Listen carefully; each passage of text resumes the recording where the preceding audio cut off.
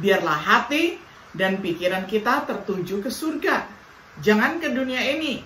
Karena di dunia ini, hidup kita tidak lagi sama seperti sebelum mengenal Yesus.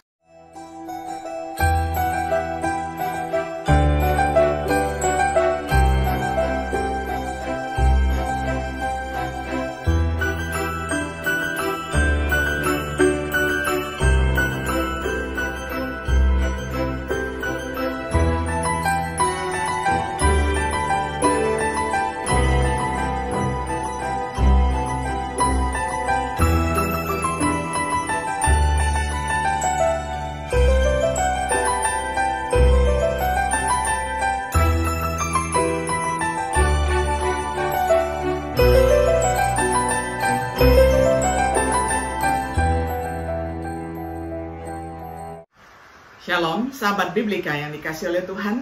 Sungguh senang hari ini kita dapat berjumpa kembali di dalam acara Refleksi Sahabat Biblika. Pada hari ini kita tiba pada episode yang ke-9 di dalam serial pembahasan kitab Kolose dengan tema Dasar-dasar untuk hidup di dalam Kristus. Saya akan bacakan firman Tuhan untuk kita semuanya dari Kolose 3 ayat 1 hingga ayatnya yang ke-11. Saya akan bacakan untuk kita semuanya di dalam terjemahan sederhana Indonesia. Seperti yang saya katakan sebelumnya, secara rohani kita sudah mati bersama Kristus dan dibangkitkan menjadi manusia baru waktu dia hidup kembali dari kematian dan naik ke surga.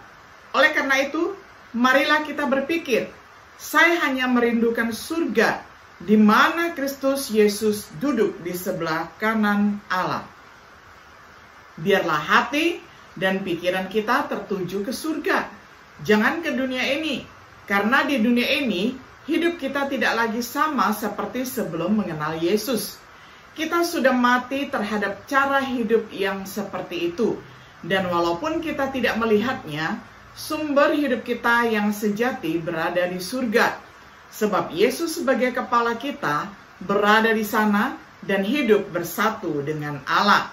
Jadi sewaktu Allah kelak memperlihatkan Kristus penguasa hidup kita kepada semua orang, dalam cahaya kemuliaannya, kita juga akan ikut terlihat bersamanya. Karena itu, yakinkanlah dirimu masing-masing dengan kesadaran ini. Setiap anggota tubuhku sudah mati terhadap bermacam-macam keinginan duniawi, seperti keinginan untuk berzina, segala macam dosa percabulan, hawa nafsu, keinginan untuk melakukan kejahatan, dan keserakahan. Saudara-saudari, keserakahan sama seperti menyembah berhala, karena dengan serakah kamu sudah mendewakan uang. Hal-hal jahat itu membuat Allah murka, sehingga dia akan segera membinasakan semua orang di dunia ini yang tidak mau taat kepadanya. Dan jangan lupa bahwa dulu kita pun hidup seperti itu. Tetapi sekarang, marilah kita masing-masing membuang semua sifat hidup lama yang ada dalam diri kita seperti marah, membenci, dan menjelekkan orang lain, serta ucapan yang kotor, seperti saudara-saudara seiman.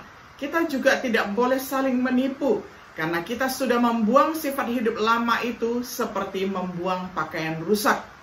Sekarang kita sudah diberi pakaian yang baru, yaitu hidup baru yang semakin hari semakin sempurna dalam mencerminkan sifat-sifat Yesus sendiri. Allah pencipta yang mengerjakan hal itu dalam diri kita, karena kita sudah mengenal Dia melalui Yesus. Oleh sebab itu, tidak ada lagi perbedaan antara orang Yahudi yang bersunat dengan bangsa-bangsa lain yang tidak bersunat. Kita pun tidak lagi membeda-bedakan orang berdasarkan asal-usul maupun kedudukannya, baik bangsa asing, bangsa yang jahat, majikan, ataupun budak. Yang terpenting bagi kita adalah bahwa kita semua sudah menjadi satu umat karena bersatu dengan Kristus. Sampai sedemikian jauh pembacaan firman Tuhan dari Kolose 3 ayat pertama hingga ayatnya yang ke-11. Sahabat Biblika yang dikasih oleh Tuhan, dalam pasal pertama dan kedua, Paulus telah mempertahankan bahwa Kristus adalah cukup dalam hal keselamatan dan mengatasi dosa. Mulai sekarang di pasal ketiga, Paulus memberikan beberapa nasihat dasar dan praktis yang berkaitan dengan menjalani hidup di dalam Kristus. Ketika dilaksanakan, dasar-dasar untuk hidup di dalam Kristus, ini akan memastikan bahwa kita menemukan di dalam Kristus segala yang kita butuhkan untuk hidup ini dan yang akan datang. Peringatan pertama ditemukan di dalam ayat pertama hingga ayatnya yang keempat. Mencari perkara-perkara yang di atas ataupun mencari surga. Ayat pertama hingga ayat yang keempat. Mengarahkan pikiran kita pada perkara surgawi. Ayat 1 dan 2. Mengapa ini sangat penting? Sangat penting jika kita ingin berubah. Itu perlu jika kita ingin dapat hidup menurut pimpinan Roh Kudus. Bagaimana kita mencari perkara-perkara yang di atas? Dengan mengarahkan perhatian kita pada hal-hal seperti yang disebutkan di dalam Filipi 4 ayat 8. Lebih khusus lagi, dengan mengarahkan perhatian kita pada firman Tuhan, di mana kita menemukan Kristus dinubuatkan dalam Perjanjian Lama, kehidupan dan ajaran Kristus dalam Injil, gereja Kristus dalam kitab Kisah Para Rasul, ajaran Kristus yang lebih lengkap dalam surat-surat, dorongan Kristus dan kemenangan akhir di dalam kitab Wahyu.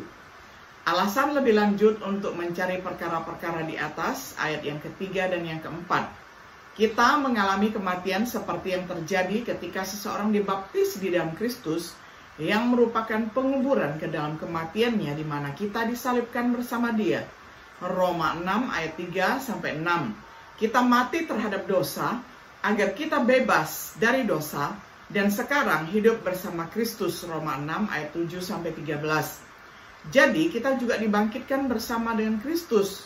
Terdapat di ayat yang pertama yang terjadi ketika seseorang keluar dari baptisan. Kolose 2 ayat 12. Di dalam baptisan, di mana kamu juga dibangkitkan bersama Dia.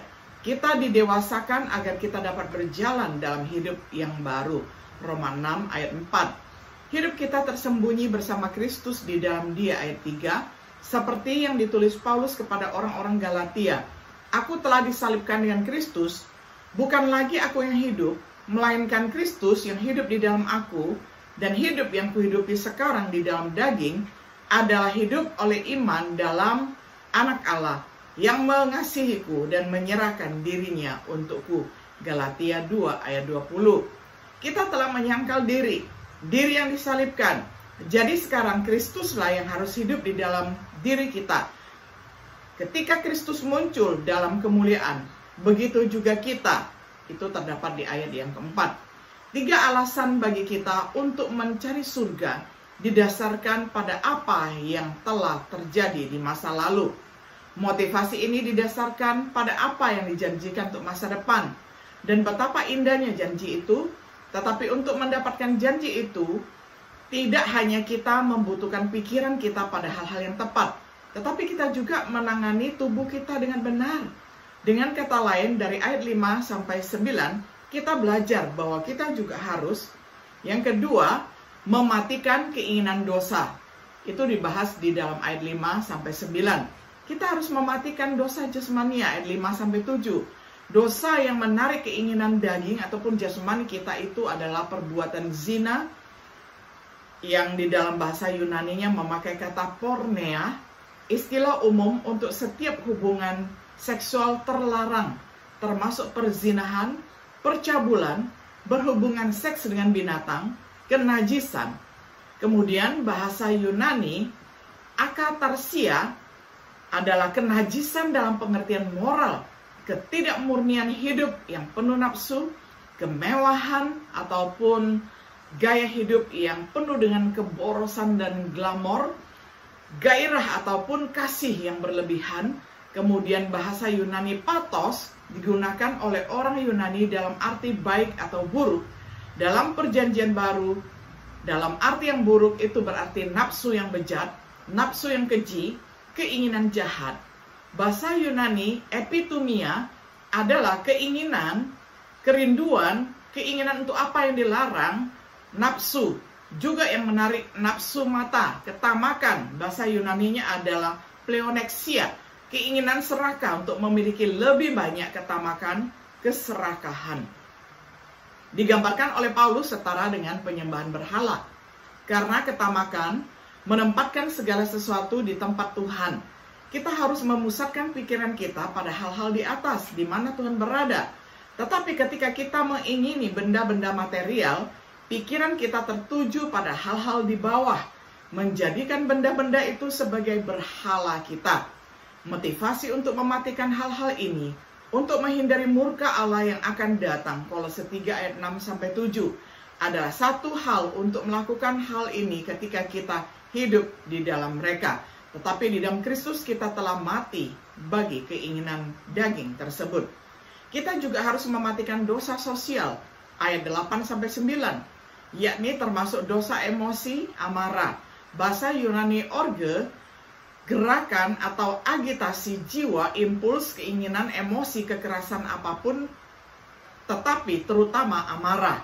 Kemarahan, bahasa Yunaninya thumos, yang berarti gairah marah, panas, amarah segera mendidih dan segera meredah lagi. Kebencian, bahasa Yunaninya kakia, kebencian, kedengkian, niat buruk, keinginan untuk melukai. Dosa lidah, penistaan, hujatan, bahasa Yunaninya adalah blasphemia, yakni fitnah, celaan, ucapan yang mencelakai nama baik orang lain, ucapan yang tidak saleh dan mencela yang merusak keagungan ilahi. Bahasa kotor, komunikasi kotor, bahasa Yunaninya adalah aikrologia, berbicara kotor, ucapan rendah dan cabul, bohong. Bahasa Yunani pseudomai, berbohong, mengatakan kebohongan yang disengaja untuk menipu satu dengan kebohongan, untuk berbohong kepada seseorang atau sekelompok orang. Alasan untuk menunda semua ini, kita harus menyelesaikan praktik yang kita mulai dari prinsip, sebagaimana tercatat dalam Kolose 3 ayat 9b. Ketika kita dibaptis, kita meninggalkan orang tua dengan perbuatannya, meninggalkan orang lama kita, meninggalkan manusia lama kita, sehingga itulah yang disebut dengan prinsipnya yang tercatat di dalam Kolose 2 ayat 11 hingga ayatnya yang ke-12. Dalam praktiknya itu tidak terjadi dalam semalam, sehingga perlu peringatan seperti, tetapi sekarang kamu juga harus menanggalkan semuanya ini, Kolose 3 ayat 8. Akhirnya dan secara singkat, kita melihat di dalam ayat 10-11, sebuah peringatan oleh Paulus yang akan diperluas di bagian berikutnya. Dia mendorong kita untuk hal yang ketiga, semakin kuat di dalam Kristus, terdapat di dalam ayat 10-11. Karena kita telah mengenakan manusia baru, ayat 10. Dalam baptisan ke dalam Kristus, kita mengenakan Kristus. Galatia 3 ayat 27. Jadi dalam prinsip kita juga mengenakan manusia baru yang diperbarui menurut gambar Dia yang menciptakannya. Apa yang telah kita lakukan di dalam prinsip Kolose 3 ayat 10, yang perlu kita lakukan juga di dalam praktek Kolose 3 ayat 12. Tujuannya adalah Kristus adalah semua dan dalam semua, ayat 11. Diperbarui menurut gambar Kristus untuk menjadi seperti Kristus, dan dengan demikian menghancurkan penghalang yang telah lama memisahkan manusia. Sebagai kesimpulan, inilah yang bisa disebut seluruh kewajiban manusia dalam istilah perjanjian baru. Diperbarui menurut gambar Kristus. Untuk mencapai tujuan ini, kita harus mengindahkan nasihat Paulus dan carilah perkara-perkara yang di atas. Matikanlah hal-hal duniawi, semakin kuat di dalam Kristus. Kita akan mengkaji lebih dalam apa yang tercakup dalam semakin kuat di dalam Kristus dalam pelajaran berikutnya, yakni di dalam ayat 12-17. Untuk saat ini, apakah kita sudah memperhatikan bahwa segala sesuatu di dalam pasal ini mengasumsikan bahwa seseorang telah dibangkitkan bersama Kristus, yakni dari kalimat di dalam Kolose 3 ayat 1, jika kamu dibangkitkan bersama dengan Kristus. Sahabat Biblika yang dikasih oleh Tuhan, setiap diri kita kembali lagi diberikan oleh Rasul Paulus dalam surat di Kolose pasal yang ketiga ini, basic ataupun pelajaran mendasar, pelajaran pokok, bagaimana kita bisa hidup dan menetap di dalam Kristus. Sehingga dengan demikian kita semakin serupa di dalam Tuhan. Terpujilah Tuhan, dan kiranya Tuhan Yesus memberkati kita selalu. Shalom.